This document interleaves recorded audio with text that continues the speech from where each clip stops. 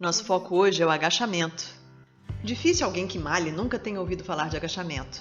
E de fato, o agachamento é um dos melhores exercícios de fortalecimento dos membros inferiores, porque é um movimento natural e envolve vários grupos musculares. Nele, trabalhamos principalmente os quadríceps, glúteos e posteriores de coxa, mas também a panturrilha e músculos eretores da espinha, que são os músculos ao longo da coluna que estabilizam a mesma. Mas pela sua complexidade, o agachamento envolve vários riscos de execução errada, o que pode levar a longo prazo a disfunções e dores, principalmente de joelho e coluna. Durante o agachamento, atuam as seguintes forças sobre o joelho. Primeiro, a tração no tendão patelar, podendo sobrecarregar esse tendão, que é quem conecta o quadríceps ao joelho. Segundo, pressão do fêmur sobre a patela, aquele ossinho pequeno que fica diante do joelho. Essa pressão pode desgastar a cartilagem nessa área de contato, levando à chamada condropatia retropatelar. Terceiro, pressão do fêmur sobre a tíbia, o osso maior da sua canela, que em excesso pode lesionar o menisco. E por fim, a tensão de cisalhamento, ou tensão de corte, que pode sobrecarregar os ligamentos. O que determina o quanto os joelhos são sobrecarregados ao longo do movimento é o chamado torque. Vamos recapitular nossa lição de física? Torque é igual a força vezes braço de força ou alavanca, onde a força é a carga que você utiliza para fazer o exercício e a alavanca é a distância perpendicular entre a linha de força e o ponto giratório do movimento, no caso, a sua articulação do joelho. Quanto maior o torque, maior a sobrecarga dos joelhos. E como a gente não muda a carga durante o exercício, o responsável pelo torque é a alavanca. Por isso a gente se preocupa tanto com a execução correta do movimento no agachamento. Normalmente, a recomendação tradicional era que a gente fizesse a flexão nos joelhos até 90 graus, alegando que após isso as forças atuantes no joelho aumentam. Mas pesquisas mais recentes mostram que a carga crítica sobre os joelhos é para ângulos nessa articulação entre 120 e 80 graus. Analisando uma a uma as forças que atuam sobre o joelho, os pesquisadores constataram que, primeiro, a força de tração no tendão patelar aumenta quando alcançamos um ângulo de 120 no joelho, mas não ultrapassa o limite crítico que poderia levar a uma lesão no tendão patelar. Concluindo, ok para esse quesito. Segundo, a pressão do fêmur sobre a patela também aumenta quando a gente alcança um ângulo de 120 graus no joelho. Isso, para pessoas sem lesões, dores ou desconforto no joelho, não representa um problema. Mas é sim uma contraindicação para pessoas com patologias de patela, como a condropatia retropatelar, esse desgaste da face da patela que fica em contato com o fêmur. Então aqui temos algumas restrições. Terceiro, a pressão do fêmur sobre a tíbia aumenta quando a gente alcança um ângulo de 120 graus no joelho. Mas depois, entre 120 e 80 graus, ela permanece constante, não continua crescendo. Então aqui também um ok para nós. Último ponto é a tensão de cisalhamento, ou seja, a tensão de corte entre o fêmur e a tíbia. Ela aumenta progressivamente dentro da faixa entre 120 e 80 graus. Mesmo assim, ela não ultrapassa o limite crítico que poderia levar a uma lesão dos ligamentos. Então também aqui um ok. Por fim, o momento mais crítico no movimento é o ponto de inversão, ou seja, a transição entre flexão e extensão, que seria entre o movimento de agachar e o de voltar a levantar. Segundo o especialista austríaco em medicina do esporte Dr. Kurt Mosburger, quando esse ponto de inversão ocorre por volta dos clássicos 90 graus, as forças atuantes no joelho, principalmente as de cisalhamento, são maiores do que quando continuamos o movimento até o agachamento completo. Além disso, o fato de movermos no agachamento completo naturalmente o bumbum não só para baixo, mas também para trás para manter o equilíbrio, reduz a pressão nos joelhos.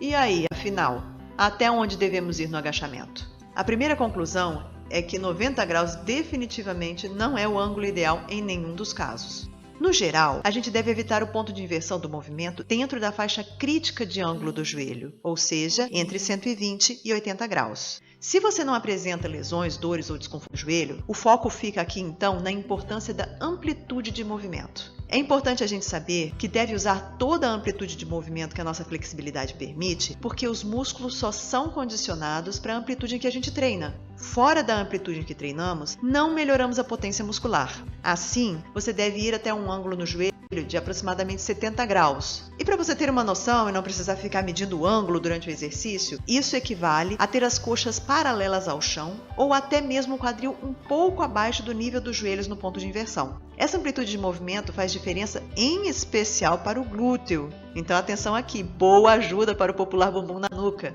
Agora, se você tem disfunções articulares ou lesão no joelho, o ângulo seguro de trabalho, ou seja, o ângulo indolor, também não é 90 graus, mas sim 130 graus.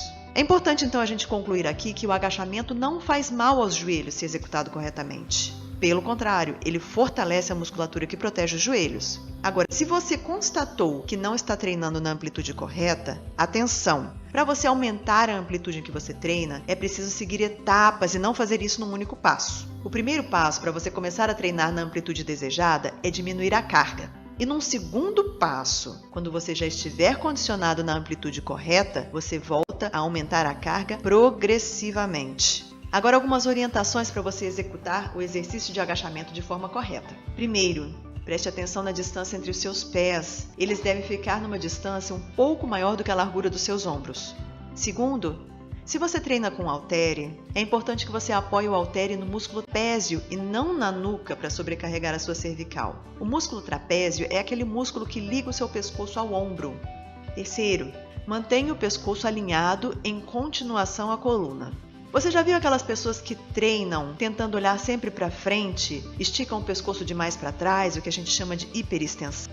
Não está certo. Da mesma forma, tem aquelas pessoas que treinam olhando para o chão, olhando para baixo e acabam excedendo na inclinação da cabeça. A cabeça deve ficar em continuação da coluna, que é a posição que chamamos de neutra. Quarto, os pés e os joelhos devem permanecer alinhados. Isso significa que quando a gente flexiona os joelhos, eles devem apontar na mesma direção que a ponta dos pés está apontando. Você deve evitar o que se chama de pronação, que é uma queda dos tornozelos e muitas vezes também dos joelhos para dentro.